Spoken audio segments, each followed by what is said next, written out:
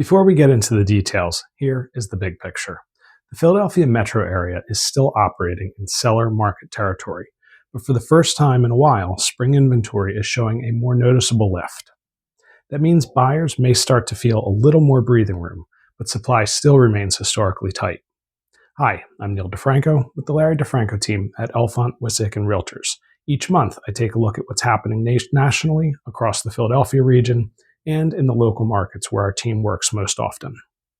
At the national level, this month's story is really about tension between two things. On one hand, mortgage rates remain volatile. On the other hand, affordability has still improved compared with where things stood a year ago. That matters because even with the uncertainty we continue to hear about the economy and overseas, buyers are still gradually re-engaging with the market. At the same time, seller activity is beginning to pick up just in time for spring. New listings nationally rose meaningfully from February to March, and buyer activity also improved. That suggests the spring market may have been delayed a bit, but not derailed. The last national point worth highlighting is pricing. Home prices are not crashing, but growth is flattening, and that means accurate pricing matters more than it did when almost anything would sell quickly. Now let's bring that down to the Philadelphia metro area. This is where the month got more interesting. New listings surged back into the market in March. The region added more than 7,400 new listings, which was up from a year ago and sharply higher than February. Pending sales were still slightly below last March, but they rebounded more than 40% from February's slower activity. So the metro story is not that demand disappeared, it's that spring was delayed and March looked much more like a spring market. At the same time, months of supply rose to just under 2 months.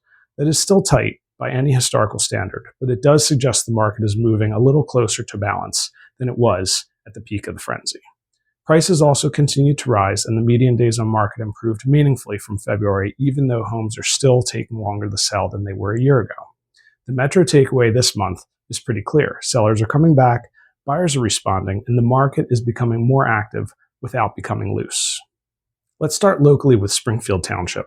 Structurally, Springfield remains tight. Inventory has risen from where it sat at the end of winter, but months of supply is still very low, which tells us the market remains constrained. This is still not an easy market for buyers to navigate, even though there is a little more choice than there was a month or two ago. Momentum in Springfield is where the story gets more nuanced.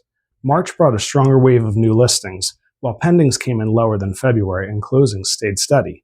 That tells me Springfield is active, but it is no longer the kind of environment where every properly exposed home is instantly absorbed without friction. There is still demand, but the increase in spring supply means sellers have to work a little harder to stand out. That leads directly into pricing discipline. Cumulative days on market moved higher, and in a market like Springfield, that usually tells us not that demand vanished, but that buyers are sorting more carefully between the homes that feel well-positioned and the homes that feel aspirationally priced. For sellers, the lesson is simple. More spring inventory means preparation and pricing matter even more.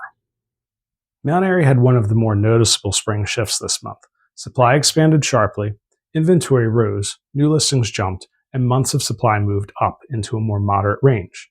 That does not make Mount Airy a buyer's market, but it does mean buyers are starting to have more choices and sellers are starting to face more competition. Momentum was strong in March. Closings rebounded significantly from February, and pendings also improved. That suggests real activity in the market, but not activity that is outrunning supply the way it did during the tightest periods of the last few years. In other words, Mount Airy is moving, but more inventory is coming with it. That is why pricing discipline becomes even more important here. Cumulative days on market remain high, and that often reflects exactly what many sellers do not want to hear. Buyers will still purchase, but they are willing to wait for the right house at the right number. In Mount Airy, this month, rising supply gives buyers more room to choose, which means sellers need to be realistic from the start. Chestnut Hill remains a smaller, higher-priced market, so the numbers will always be more volatile. But even here, the spring pattern is showing up. Inventory increased meaningfully from both last month and last year, and months of supply moved up as well. That said, the luxury segment is still relatively constrained because the total number of homes on the market remains small. Momentum improved, closings rose, new listings increased, and pendings held at a level that suggests buyers are still engaging with the market. So the story here is not softness, it is increased momentum in a small market where each additional listing matters. For pricing discipline, Chestnut Hill is still Chestnut Hill. Luxury pricing rewards precision. Even though cumulative days on market improved from some of the more distorted months we saw last year, this is still a segment where the right price and positioning matter enormously because the buyer pool is smaller and more analytical. So what does all of this mean? Across the region, spring inventory is improving, but supply is still tight enough to support sellers. For sellers, preparation creates leverage. For buyers, more choice rewards discipline. And for the overall market tone, supply is improving, but it's still historically tight. If you're thinking of buying or selling and want to talk through how these trends apply to your specific neighborhood or property, feel free to reach out. Thanks for watching. I hope to see you again next month.